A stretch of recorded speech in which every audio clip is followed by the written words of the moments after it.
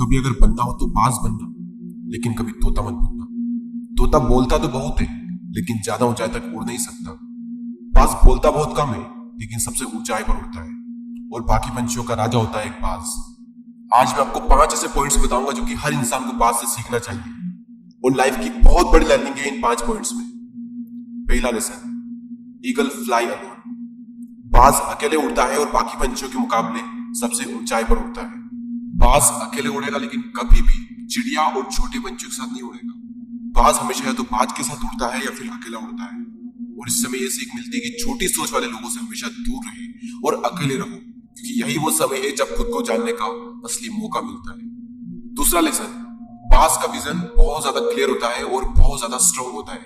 बाज अपने शिकार को 5 किलोमीटर दूर से ही देख लेता है, और जब एक बार उसे अपना लक्ष्य दिख जाता है तो उसके बाद चाहे रास्ते में कितनी भी मुश्किलें क्यों ना आए, वो अपने लक्ष्य को हासिल करके ही दम लेता है।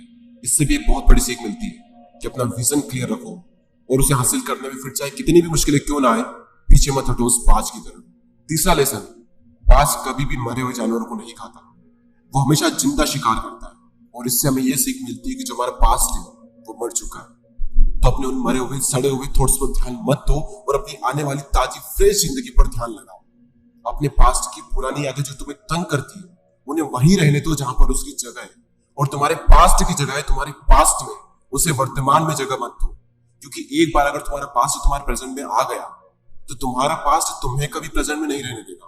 पास्ट में तुम्हारे साथ कितना भी बुरा क्यों ना हुआ हो, वो सब यादें, वो सब थॉट्स मर चुके, और उस बाज की तरह बनो जो कभी भी मरी हुई चीजों को नहीं खाता। चौथा लेसन, जब आंधी तूफान आते हैं तो बाज बहुत ज्यादा एक्साइटेड हो जाता है।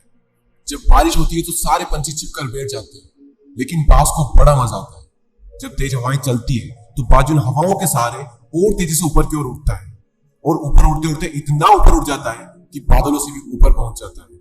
और इससे भी एक बहुत बड़ी सीख मिलती है कि मुसीबत में मजा ढूंढो।